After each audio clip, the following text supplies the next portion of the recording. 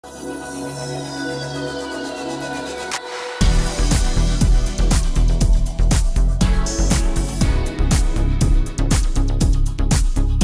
a nombre de Argos Cursa, a nombre del maestro Juan Alberto Carrasco Zamora, director general, les damos la bienvenida a este curso, nuevo reglamento del Código Fiscal de la Federación.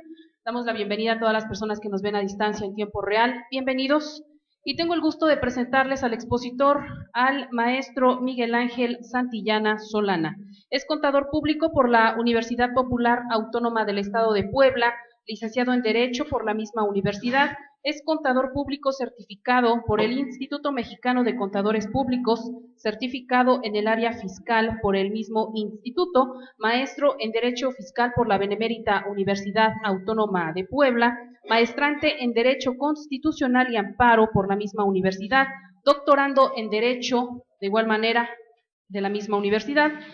Cuenta con un despacho propio desde el año 1994, denominado Santillana y Compañía SC, ofreciendo servicios de contabilidad general, asesoría fiscal, contable y administrativa, estudios de control interno y auditoría fiscal. Expositor de Coparmex y el Colegio de Contadores Públicos del Estado de Puebla en temas relacionados con derecho corporativo, defensa fiscal e impuestos. Les pido un fuerte aplauso, por favor, para darle la bienvenida. Bueno, muy buenas tardes. Mi nombre es Miguel Ángel Santillana Solana. Agradezco una vez, bueno, esta es la primera vez que hablo aquí. Sí, agradezco la oportunidad a Argos Cursa Radio, la oportunidad que me da de hablar ante ustedes. Ojalá sea la primera vez de muchas, ¿sí? Bueno, vamos a hablar de un tema, el tema que nos ocupa en la tarde y en las próximas horas de la tarde. Se intitula Nuevo Reglamento del Código Fiscal de la Federación. El día 2 de abril se publicó en el Diario Oficial de la Federación, ¿sí? Y entró en vigor al otro día, el día 3 de abril. Quisiera contextualizar un poco el tema, ¿sí? Comenzando diciendo qué es y qué no es un reglamento. Desde el año de 2011 para acá, ¿sí? Desde el año de 2011 hubo reformas a la Constitución en lo que compete a derechos humanos. Y el Estado mexicano ha firmado tratados con otros países como tal. Nos encontramos, nos hemos acostumbrado de muchas décadas a la fecha en México de piramidar, ¿sí? De ver la estructura jerárquica a manera de una pirámide, ¿sí? Siempre hemos visto la Constitución y de ahí emanan todas las demás leyes. En realidad, sí es así. Sí es así, aunque ha cambiado el contexto de un tiempo a la fecha, ¿sí? La Constitución mexicana, con las reformas que tuvo en junio de 2011, la colocan a la vanguardia de constituciones del primer mundo en cuanto a defensa y tutela de derechos humanos como tal, ¿sí? Entonces, se ha hablado y se habla mucho de 2011 a la fecha de el principio pro persona, del principio pro homine, del control difuso de la convencionalidad, ¿sí? Entonces, hoy día se tiene que aplicar lo que más favorezca a la persona, ¿sí? Al hombre, al individuo, al ser humano como tal, ¿sí? Entrando al tema que nos ocupa, ¿sí? En realidad no es una plática de derecho constitucional ni de derechos humanos. Quiero contextualizar el tema, qué es y qué no es un reglamento. El reglamento, desde nuestras clases de licenciatura, siempre se nos ha dicho que viene a explicar la ley, viene a aclarar, y en realidad en el tema tributario se da mucho, ¿sí? Se da mucho y se requiere mucho que nos expliquen, que nos aclaren, que nos digan el cómo. Vamos a, entonces, un reglamento no puede ir más allá de la ley, ¿sí? No puede ir más allá, no puede modificar los elementos constitutivos del tributo, ¿sí? Los elementos del tributo, ustedes saben cuáles son, y ahorita voy a leer la tesis, son el objeto, el sujeto, la base, la tasa o la tarifa, ¿sí? Ahorita vamos a leer. Bueno, ¿cómo voy a desarrollar la plática? A ver, las láminas ahorita voy a ponerlas. En realidad no me voy a basar en la lámina, yo voy a hablar, yo me voy a basar en el texto de la ley, del reglamento como tal, ¿sí? Y me voy a ir en el orden del reglamento, para no traerlos de la seca a la meca, ¿sí? Me voy a ir en el orden tal. Habrá artículos que requieran explicación, y habrá otros que me los pase de largo, ¿sí? Los pase de largo y ya. La plática va enfocada a abogados, ¿sí? Entonces voy a darle más párrafo de énfasis, por así decirlo, al tema de abogados. El artículo 33, 34 y 35, que es la integración de la contabilidad como tal, que hay mucho de qué hablar, voy a platicarlos someramente, ¿sí? Un buen bloque del reglamento habla de los requisitos, de las obligaciones, de las sanciones, de los CPRs, de los dictaminadores. Y igual, a ver, una pregunta para ir sondeando. ¿Quiénes son contadores de acá? Porque si hay 10 contadores y 3 abogados, pues, entonces, a ver, ¿quiénes son contadores? Si pueden levantarla. No, pues, todos al vuelo. No, pues, entonces no, pues, entonces, sí me voy a meter, es que vaya, les platico, la misma plática que hoy se va a dar, la va a dar otro ponente dentro de 8 días para contadores. Pero sí, de 10, 9 son contadores y 1 es abogado, pues, ¿sí? Bueno, entonces me meto al artículo 33, 34 y 35, que hay mucho de qué hablar. Vaya, es un artículo que de obligada explicación, los 3 artículos. Bueno, entonces, decíamos, voy a permitirme, a ver, otro punto más. Les acabo de decir que el reglamento explica o aclara el contenido de una ley. Hay artículos del reglamento que para comprenderse mejor se requiere la lectura completa del artículo del código del cual hablan. Entonces, hay varios artículos que vamos a leerlos del Código Fiscal de forma textual, y luego vamos a entrar al artículo del reglamento para entenderlo mejor, ¿sí? Muy bien. Si tienen alguna duda, por favor, no duden en comentármela.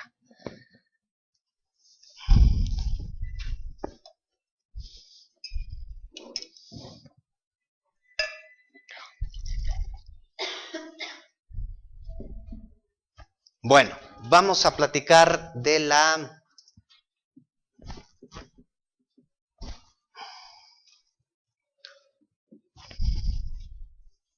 Bueno, hay una tesis, a ver, una de las facultades del presidente de la República que vienen consagradas en la Constitución es la expedición de reglamentos. En el artículo 89, fracción primera de la Constitución viene, ¿sí? Su facultad. ¿sí? Dice, voy a permitirme leerla. En relación con la facultad reglamentaria conferida por el artículo 89, fracción primera de la Constitución Política de los Estados Unidos Mexicanos, al presidente de la República, se debe tomar en cuenta que los artículos 28 y 31, fracción cuarta constitucionales, reservan a las leyes entendidas desde los puntos de vista formal y material la exclusiva determinación de los elementos esenciales de las contribuciones. ¿Qué es esto?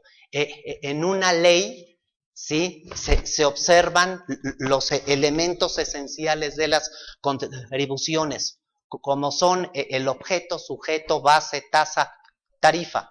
Por ello, la expedición de una norma reglamentaria, además de que no debe contrariar o alterar la ley que reglamenta, por ser tal ordenamiento su medida y justificación, tampoco debe establecer alguno o algunos de los mencionados elementos esenciales de las contribuciones, dado que estos, por mandato constitucional, deben estar en un acto formal y materialmente legislativo, y no en una norma reglamentaria, ¿sí? Entonces, no puede ir más allá un reglamento, hablando en el aspecto tributario, de modificar los elementos constitutivos de los tributos, de los impuestos, ¿sí? Miren, traigo varias tesis, no puedo ver todas porque el tiempo camina y muy rápido. Vamos a ver una más y entramos en materia, ¿sí? Me interesa ver una más.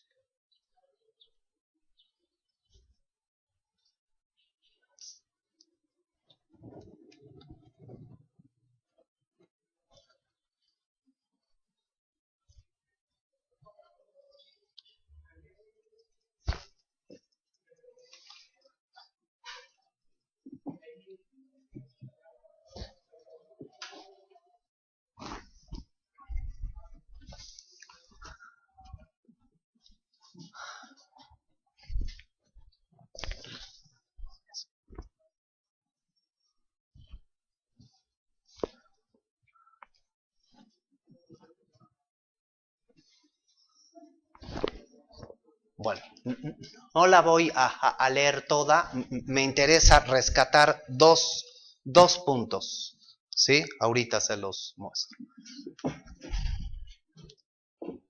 Dice, perdón, no sé por qué esta no está con negrita. Dice acá, y ustedes la leen con calma más adelante o el día de mañana. Dice, la norma reglamentaria actúa por facultades explícitas o implícitas que se precisan en la ley, siendo únicamente esa zona donde pueden y deben expedirse reglamentos que provean a la exacta observancia de aquella y que por ello compartan además su obligatoriedad. ¿Sí? Entonces, nos habla de una complementariedad de la ley. Dice, de ahí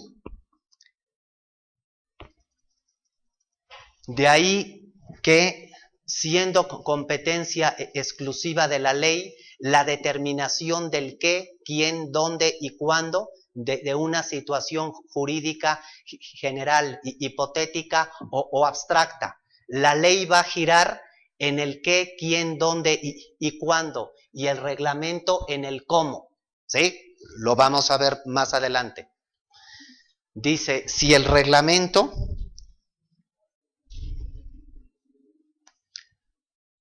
ay, Dios mío, quién, dónde y cuándo, siempre que estas, ahorita les ubico.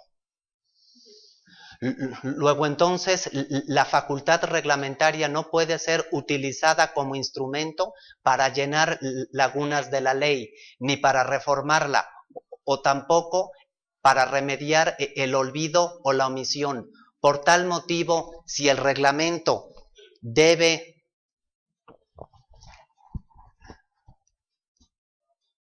si el reglamento debe... Ay, Dios mío. Perdón.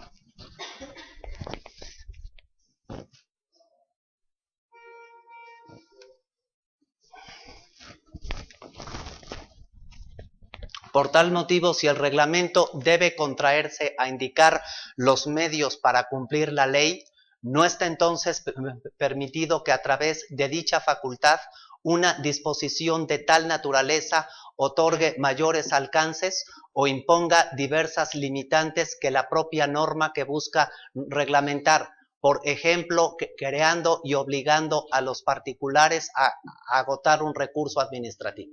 Bueno, entonces el reglamento gira en el cómo, ¿sí? Me interesa que quede bien ubicado qué es un reglamento. La ley va a girar, o la norma, en el qué, quién, dónde y cuándo, y en el cómo se hacen las cosas, el reglamento. Creo que esta tesis y la anterior ubica muy bien, contextualiza lo que es un reglamento como tal. No sé si tengan alguna duda, si hasta ahorita hay alguna duda. Bueno, entramos en materia ya.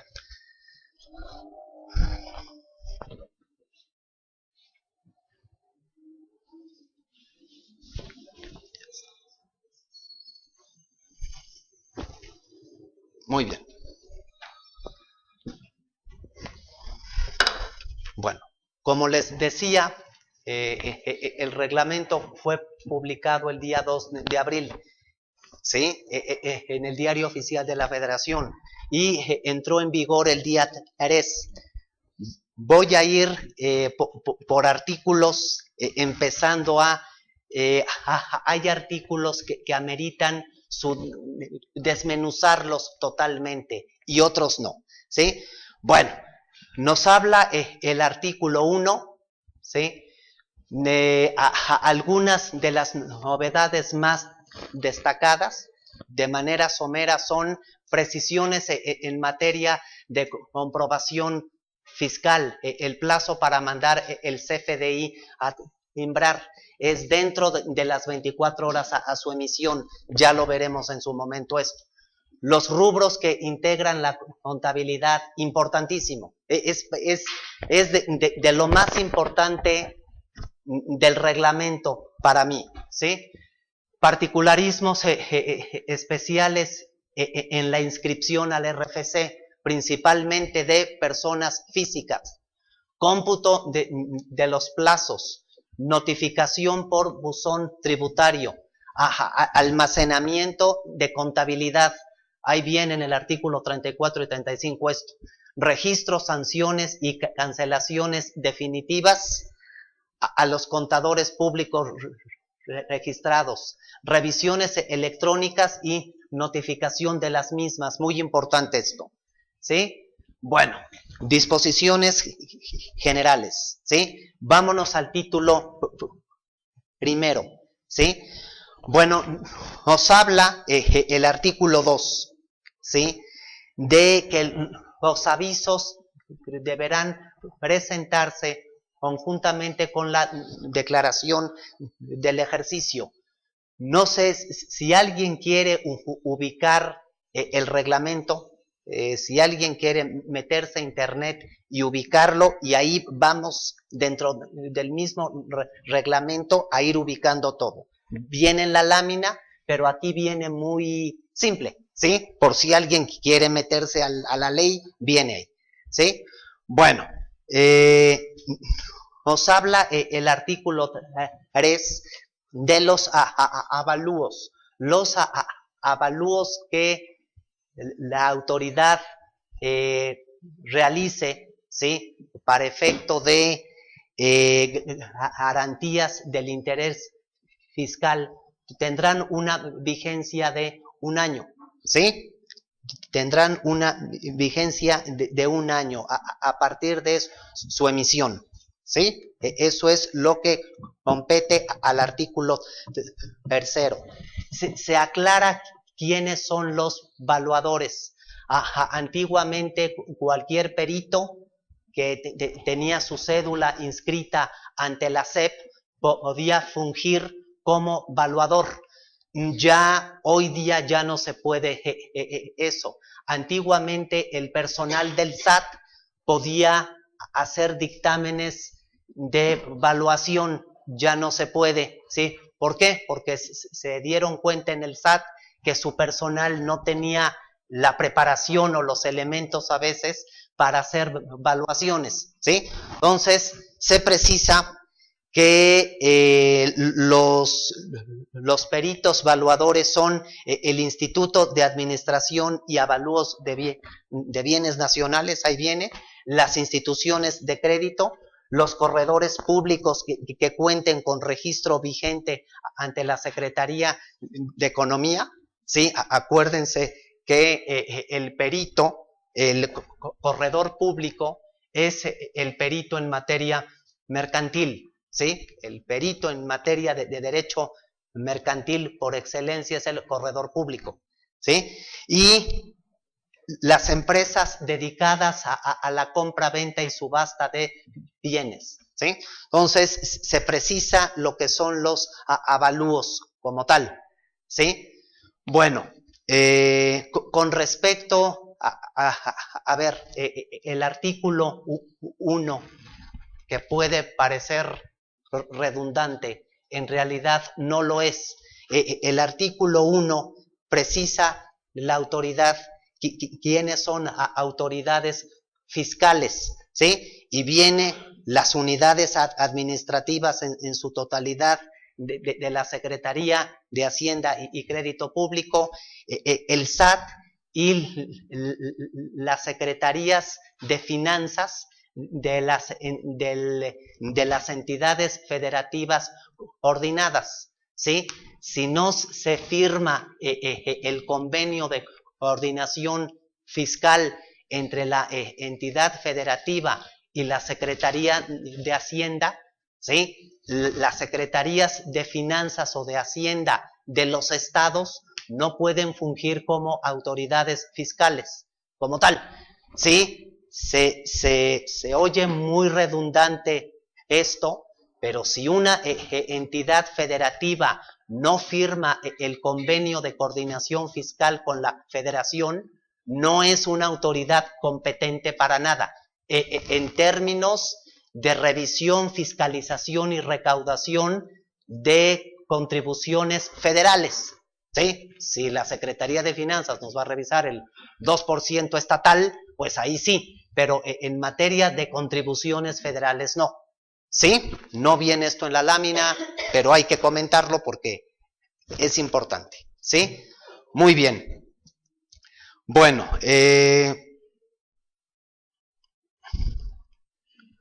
el avalúo quedará sin efectos, lo que veníamos platicando hace rato, si se le hacen mejoras o adiciones al bien como tal, ¿sí?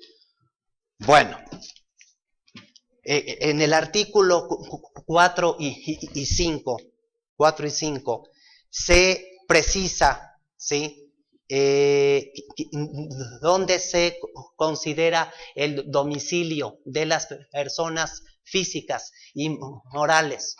Nos dice que si una persona física, el 4, habita en un lugar turístico, ¿sí? Turístico en el país, no se considera domicilio fiscal como tal, ¿sí? En inmuebles turísticos.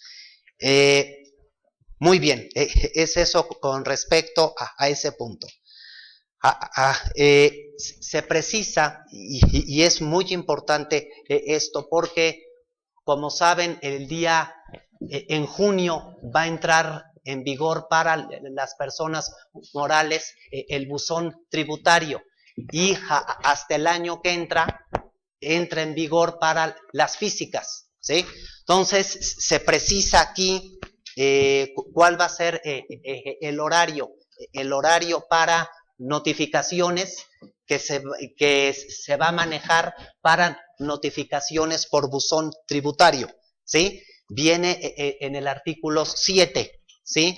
Se precisa que el buzón tributario tendrá un horario de recepción de las 0 horas a las 23:59, es decir, las 24 horas como tal, ¿sí? Y en su fracción 2 del artículo 7 dice: cuando la presentación pueda realizarse mediante documento impreso, se recibirá al día hábil siguiente, dentro del horario de recepción que se establezca en términos del segundo párrafo de este artículo. Bueno, en el artículo 8, 9 y 10 y 11 empezamos con problemas ya, ¿sí? Ya empezamos con problemas, no con problemas, pero ya nos empiezan a apretar, ¿sí? Voy a permitirme, para entender bien el artículo 8, 9, 10 y 11, leer el artículo 17A del Código. Lo leemos y explicamos los artículos para comprenderlo mejor, ¿sí? Si alguien trae su código y quiere seguir la lectura, encantado. O si lo quieren abrir ahí en... Muy bien. A ver, para contextualizar un poco el artículo 17H, que fue uno de los artículos que más polvo han causado junto con el 69 y el 69B del Código. Más adelante platicaré de ellos. La reforma fiscal que entró en vigor a partir del 1 de enero fue una reforma totalmente represiva, ¿sí? Teníamos muchos años de no ver una reforma tan dura en el sentido de que reprime cuando se debe de hacer algo que no se debe de hacer, o al revés. Ahorita el artículo 17H del Código es una muestra palpable de eso, ¿sí? Vamos a ver el 69 y el 69B más adelante, que va muy de la mano de este. El artículo 17H del Código nos habla de la cancelación del certificado digital.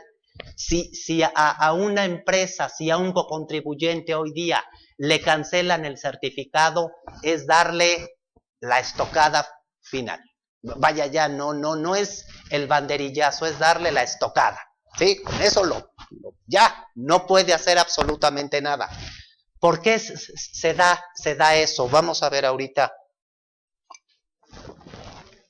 Tenemos que cuidar que los contribuyentes, los clientes, no caigan en alguna de las causales del artículo 17H, ¿sí? Lo leemos. Dice, sí, cómo no. Respecto de los avalúos por corredor público. Si gusta. Sí, gracias. Respecto de los avalúos por corredor público, había una regla miscelánea que establecía que deberían estar registrados en el registro que para tal efecto iba a llevar el SAT. Sí. Y por ahí estableció una excepción, que tratándose de lugares en donde no hubiera ese tipo de prestación de servicios, bastaba con que tuvieran su registro de la Secretaría de Economía. ¿Quiere decir que ahorita con lo del nuevo reglamento de código, esa regla ya queda sin efectos? Mire, a ver, hay un punto que al principio no comenté. Bueno, yo tengo el micrófono acá. Que al principio no comenté, que es importante decirla. La emisión del reglamento valida muchas de las reglas contenidas en la miscelánea. Hay antinomias. Hay antinomias entre el reglamento y el código. Ahorita no me voy a meter eso porque créanme que si no, no acabamos. Yo creo que a las 10 nos traen tortas y seguimos todavía aquí, a las 10 o 11. Pero... lo único que yo quiero saber es... Ajá. No, sí le voy a contestar su pregunta. No, sí, se la voy a contestar, pero como yo hice el comentario de las antinomias, ahorita no me voy a meter a ese punto de las... En realidad, Si nada más aquí el reglamento es muy claro en decir que tiene que tener su registro, ¿sí? Si así nada más viene en el reglamento, con eso es suficiente, ¿sí? ¿Sí aclaro su pregunta o no? Más o menos. Bueno, si quiere ahorita en el receso nos metemos a la miscelánea y hacemos la concatenación de la regla en la miscelánea. Nos metemos ahorita a la miscelánea, allí a internet, no la traigo ahorita, y lo comparamos con esto y vemos cómo lo manejamos, ¿sí? Muy bien. Entonces dice, artículo 17H. Los certificados que emita el Servicio de Administración Tributaria quedarán sin efectos cuando lo solicite el firmante. 2. Lo ordene una resolución judicial o administrativa. 3. Fallezca la persona física titular del certificado. 4. Se disuelvan, liquiden o extingan las sociedades o asociaciones y demás personas morales. En este caso serán los liquidadores quienes presenten la solicitud correspondiente. 5. La sociedad escindente o fusionada que desaparezca. 7. 6. Transcurra el plazo de vigencia del certificado. 7. Se pierda o inutilice por daños el medio electrónico en el que se contengan los certificados. 8. Se compruebe que al momento de su expedición el certificado no cumplió con los requisitos legales, situación que no afectará los derechos de terceros de buena fe. 9. Cuando se ponga en riesgo la confidencialidad de los datos de creación de la firma electrónica avanzada, del registro de administración tributaria. 10. Y este es el punto que nos interesa. Las autoridades fiscales, inciso A, detecten que los contribuyentes en un mismo ejercicio fiscal y estando obligado a ello, omitan la presentación de 3 o más declaraciones periódicas consecutivas o 6 no consecutivas, previo requerimiento de la autoridad para su cumplimiento. Entonces, si caemos en una causa, en el inciso A de la fracción 10, por ahí nos pueden cancelar el certificado.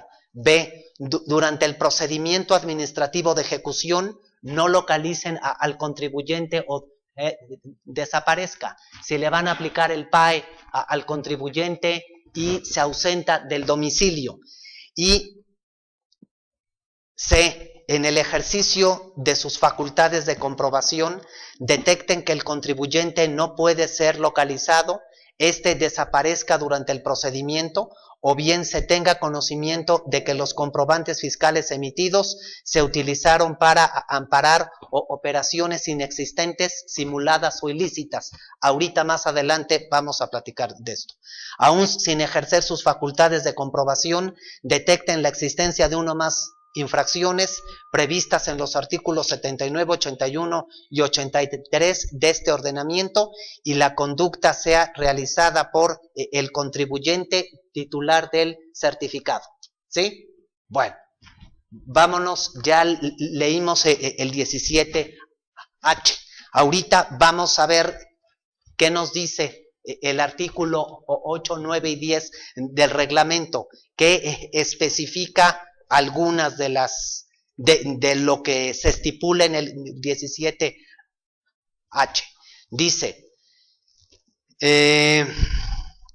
para el artículo 9, para los efectos del artículo 17H, fracción décima, inciso C, se entenderá que la autoridad fiscal actúa en el ejercicio de sus facultades de comprobación desde el momento en que realiza la primera gestión para la notificación del documento que ordena su práctica.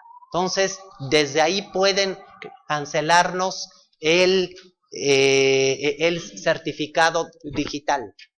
A ver.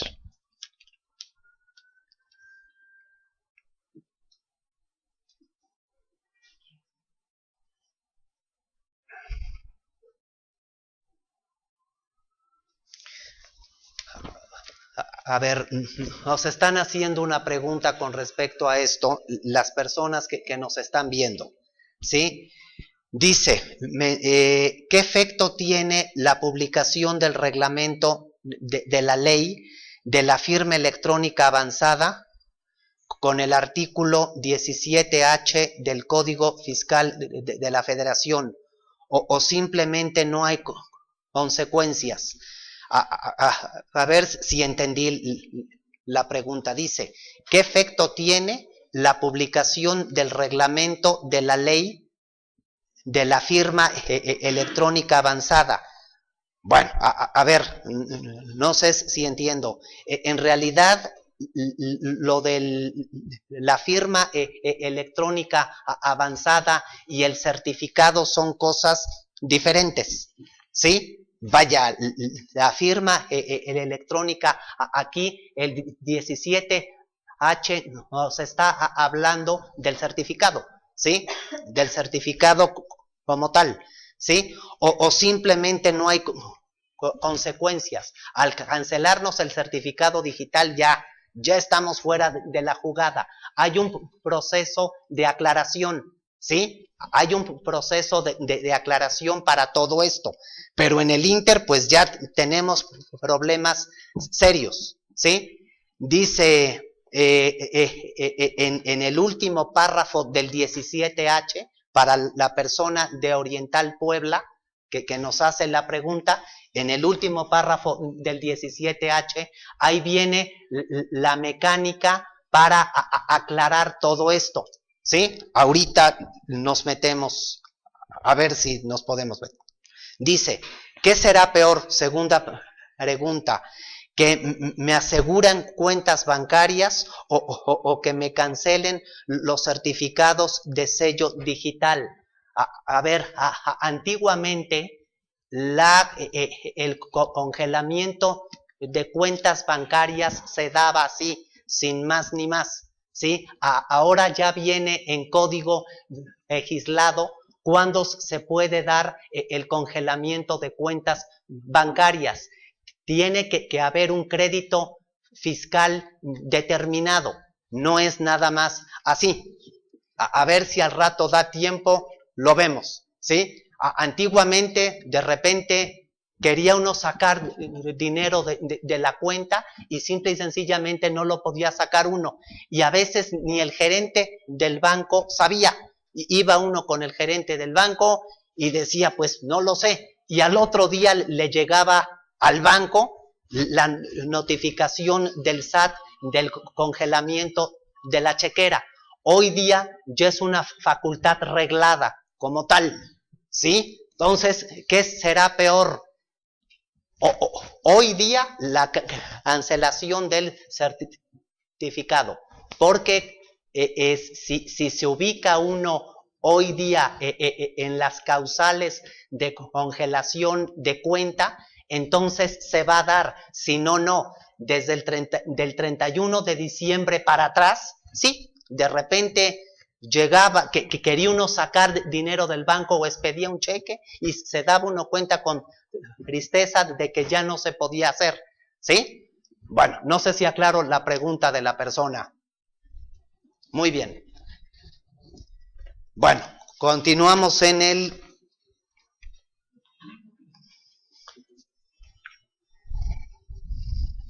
Bueno, el artículo 10 nos dice que cuando no se cumplan las reglas emitidas por el SAT para requerir información o documentación al contribuyente, otorgándole un plazo de 10 días, tiene que proporcionar la información el contribuyente, ¿sí? Para que no opere la cancelación del certificado, ¿sí? Bueno, nos habla el artículo 11 de la notificación por buzón tributario, ¿sí? Cuando es día y cuando se haga en día y hora inhábil, al día hábil siguiente se tomará como notificado, ¿sí? Perdón, ahí en la reglamento. Ajá. Dice,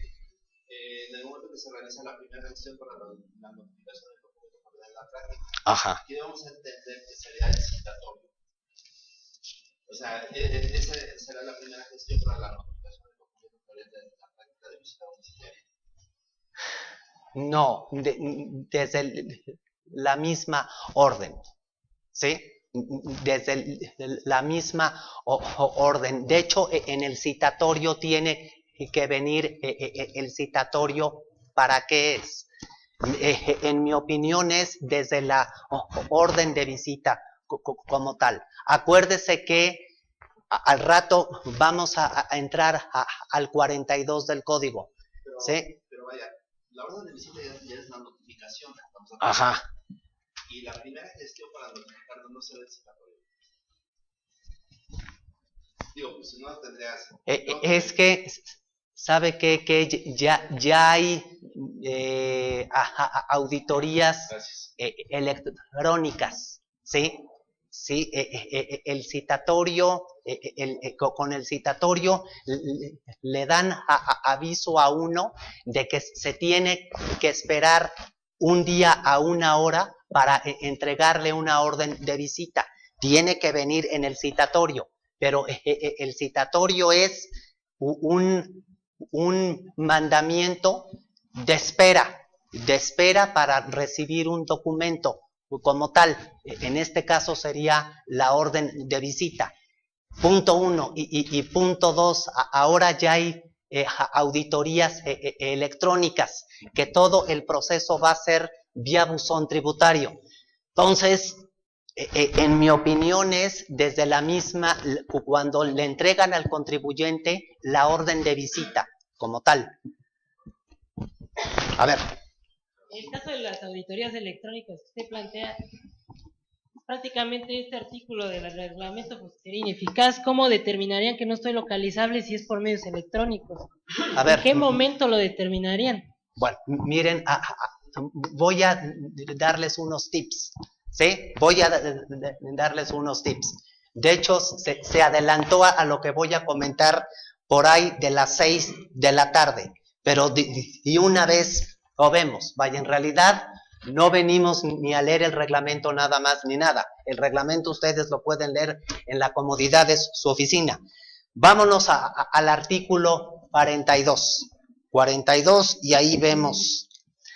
Quiero hacerles un comentario. A ver.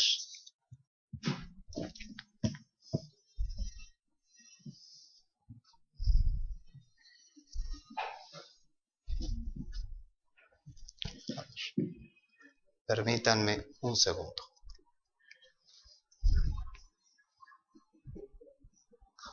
A ver, vámonos al 134. Al 134 primero, que son las notificaciones.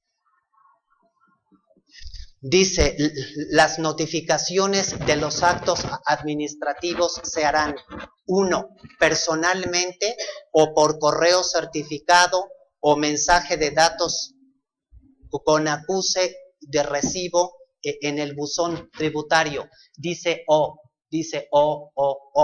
¿Qué pasaría si a mí me notifican en julio o en agosto a una persona moral una revisión vía buzón tributario y al otro día redacto un escritito en la oficina para el SAT y digo, yo no quiero vía buzón tributario, que me notifiques vía buzón tributario, nada. ¿Por qué? Porque no veo mi correo, porque no ocupo la computadora, porque soy un inútil para manejar el internet o porque simple y sencillamente no quiero vía buzón electrónico, nada. Y en ese momento cierro mi computadora, cancelo para que ya no me notifiquen nada ahí. Porque aquí dice dice personalmente, ¿sí? Las notificaciones se pueden llevar a cabo personalmente o por correo certificado o mensaje. Entonces o mensaje vía buzón tributario.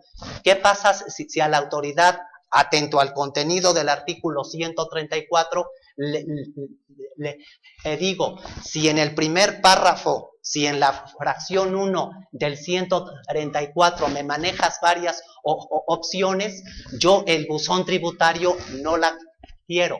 No, a ver, todo esto es nuevo, entonces vamos a hacer camino al andar. ¿Sí? Les paso un tip. Si les llegan a notificar vía buzón tributario una auditoría, ustedes metan un papel, un escrito al otro día y digan no quiero por buzón tributario por la razón que ustedes quieran. No tengo computadora, no tengo gente que me ayude, notifícame todo personalmente.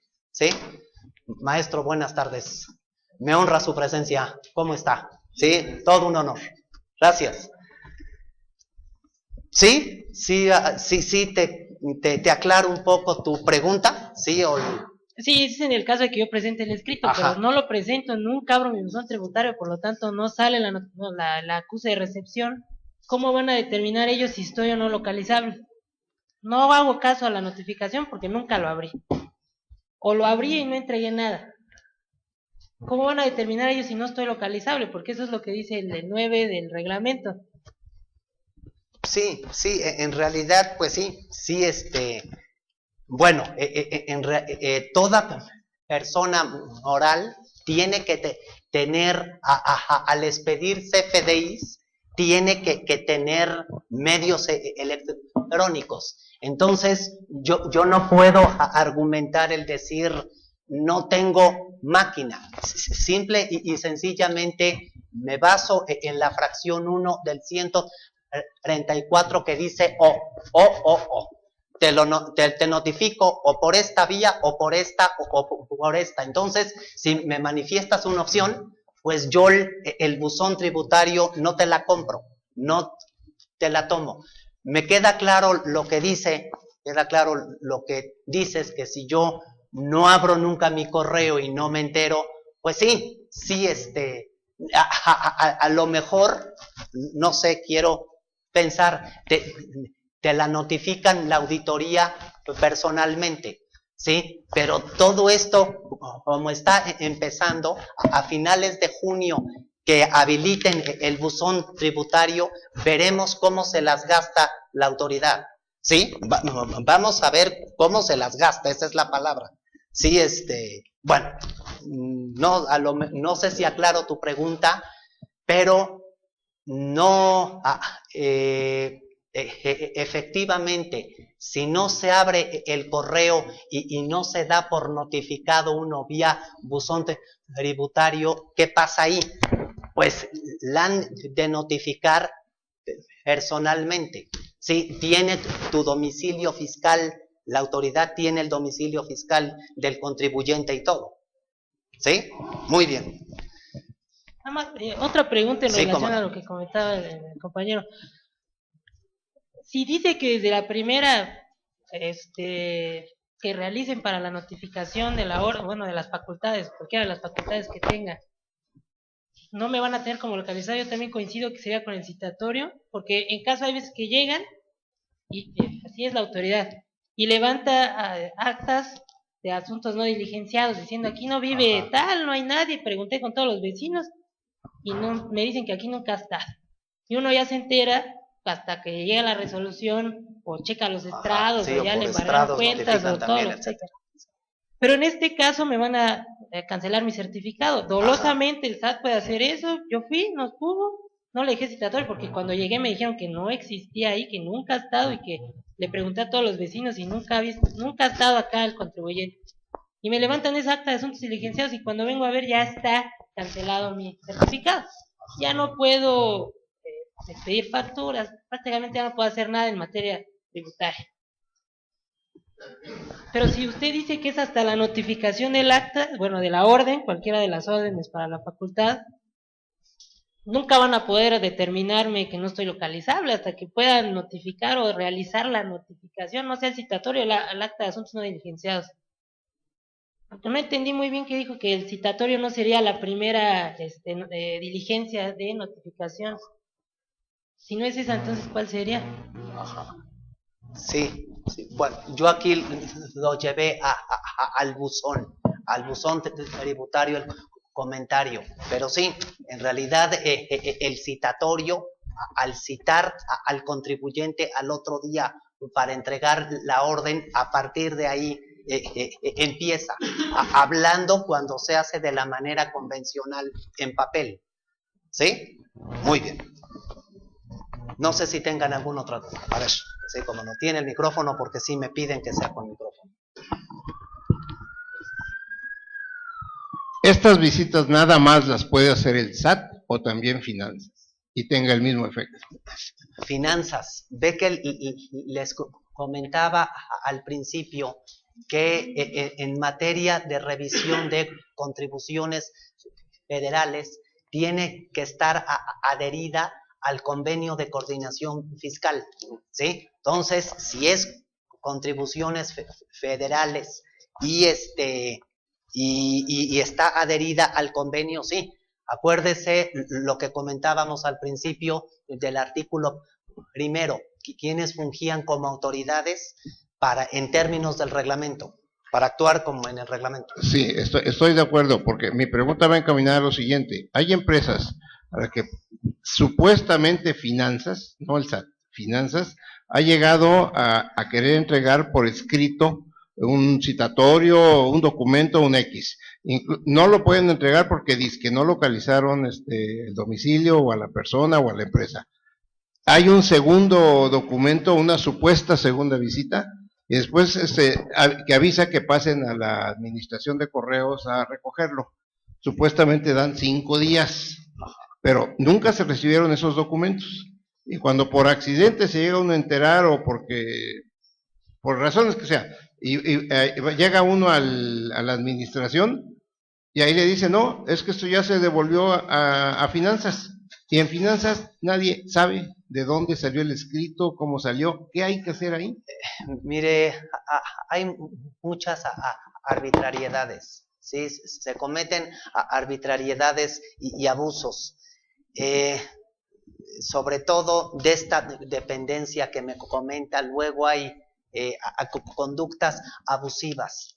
Con respecto de esto, pues vaya, si nadie sabe, nadie supo el paradero del documento, ¿qué va a hacer? Nada. Vaya, si usted va a la agencia de correos y no hay nada, y va aquí a la Secretaría de Finanzas y no le dan paradero del documento, pues nada. Pero no habría riesgo porque supuestamente había un documento. Ajá. Y no habría riesgo de que pasara y que le quiten supuesto, a uno por supuesto, el certificado y demás. Para eso está el amparo, ¿sí? Sí, se puede amparar. Sí, para eso está el amparo. Si a usted le cancelan y no tiene el documento de donde se originó la cancelación y no le dicen el paradero en ningún lado, se va al amparo y sale muy rápido, ¿sí? A ver, quiero comentarles, yo veo una segunda etapa, otra etapa muy diferente de lo que estábamos acostumbrados en el derecho tributario en México del 1 de enero para acá, ¿sí? Ahorita van a cambiar todos los paradigmas, ¿sí? Muchas cosas van a cambiar. La reforma tributaria del 1 de enero para acá adolece, y tengo que decirlo con todas sus letras por los comentarios que han vertido ahorita, de que transgrede en muchos artículos los derechos fundamentales de los contribuyentes, ¿sí? Entonces ahorita el Estado mexicano ya no nada más se regula por la Constitución. Hay muchos tratados internacionales que México ha firmado, que tiene que respetar los derechos humanos. Los derechos de los contribuyentes son parte de los derechos humanos. Entonces, tenemos que ver el control difuso de convencionalidad como tal. Todo esto se puede manejar en amparo. He visto amparos en donde el abogado cita tratados, cita convenciones, cita tratados. Es que me violas el tratado. No es tan simple, ¿sí? Tiene uno que verdaderamente ubicar en el tratado cuál es el derecho humano violado o el derecho del contribuyente violado como tal, ¿sí? Antiguamente, como les comentaba hace un rato, estábamos acostumbrados a ver en vertical todo. Era una pirámide. Estaba hasta arriba la Constitución, luego estaban las leyes, las normas. Ahora ya es circular. La pirámide a la que nos habíamos acostumbrado en el esquema juspositivista en el que giraba la ley en nuestro país, ya cambió, ¿sí? Ya no es la pirámide en el que en la punta o en el vértice estaba la Constitución, los tratados como tal, y hasta abajo todas estas, los reglamentos, las circulares, ya es circular, ¿sí? Entonces, si en un amparo argumentamos que se violentaron derechos humanos o derechos del contribuyente, el amparo va a salir a favor del contribuyente, ¿sí? Hay que saberlo plantear, pero de que el asunto sale y se resuelve y muy bien. A lo mejor me dice, pues sí se resuelve, pero en el Inter nos ponen a sudar, por supuesto, ¿sí? El sudor en la frente no nos lo quita nadie, pero se resuelve, ¿sí? Nos escriben, nos hacen una pregunta, a ver. Dice, últimamente el SAT ha estado enviando vía correo cartas invitaciones para el pago de créditos fiscales a cargo del contribuyente y consultando en el portal del mismo contribuyente no hay información informativa. Bueno, las cartas invitación son como las llamadas a misa, ¿sí? El que quiere las atiende y al que no, no. Las cartas invitación como las que llegaron hace 2 años, 2 años y medio para los depósitos en efectivo, es no atenderlas, ¿sí? Vaya, habría que analizar el caso en particular, pero si es una carta obligación y aquí dice que en el portal del mismo no hay nada, no la atienda ya. Desde mi punto de vista, a reserva de analizar la situación concreta y específica del contribuyente como tal, cómo está, ¿sí? Bueno, ¿alguna otra pregunta que tengan? Seguimos con... No sé si aclaré la duda de la persona que nos escribió. Bueno, vamos a el título 2 de los derechos y obligaciones de los contribuyentes. Bueno, el artículo 12, ¿sí? Nos habla de la representación cuando la persona tenga un poder, ¿sí? De administración de actos de dominio, ¿sí? Con facultades generales y con cláusula especial. A ver, quiero darles un tip rápidamente. Me quiero ir más rápido. Quiero irme más rápido porque, vaya, la idea era abarcar todo, ¿sí? Abarcar el reglamento, porque fui a una plática del reglamento hace un mes y el ponente habló de la contabilidad, nada más, y dije, bueno, pues le faltaron todos los demás artículos que integran.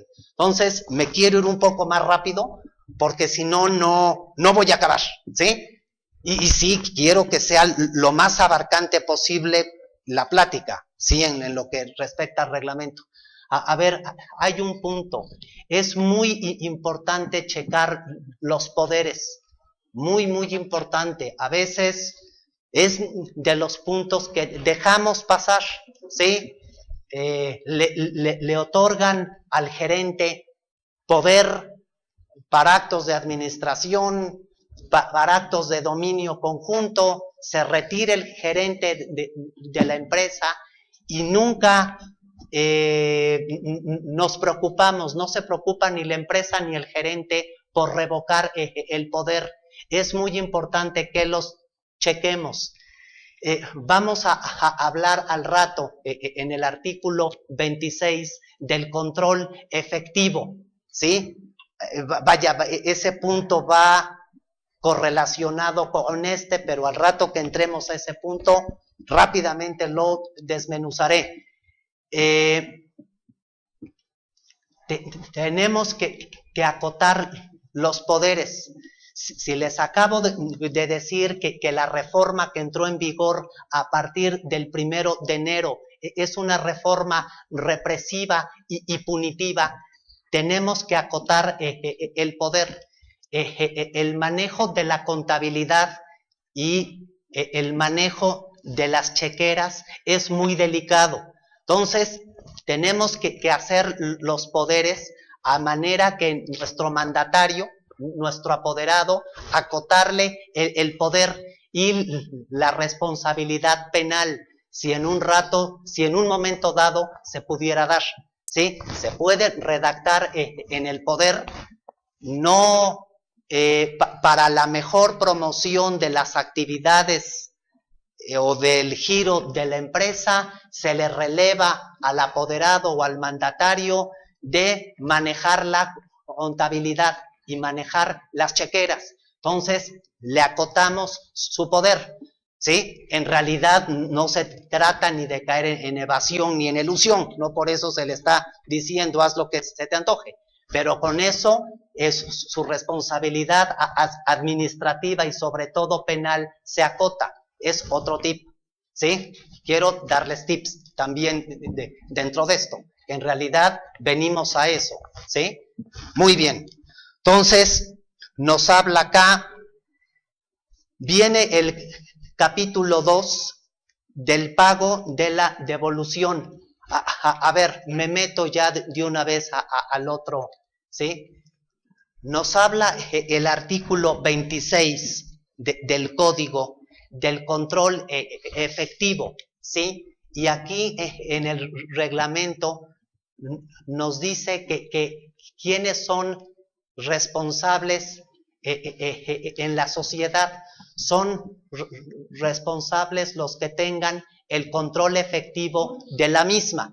Ahorita en el artículo 26 del Código vemos que es, y el reglamento nos dice que puede ser de manera expresa o tácita, ¿sí? Entonces, ya por ahí nos dan otro calambre bien dado, ¿sí? ¿Qué pasa si hacemos un acta de asamblea extraordinaria en donde se diga que mi cliente, o sea, yo protejo al accionista, ¿sí? Al cliente, no tiene el control efectivo de la sociedad como tal? Ahí se la quitamos. A lo mejor se la mandamos directamente al gerente administrativo o al de finanzas, pero si a mí me interesa proteger al socio que es mi cliente, mediante un acta de asamblea extraordinaria en donde se diga que el control efectivo se le quita, ahí ya se protege. Vamos a ver el artículo 26 del Código rápidamente. A ver.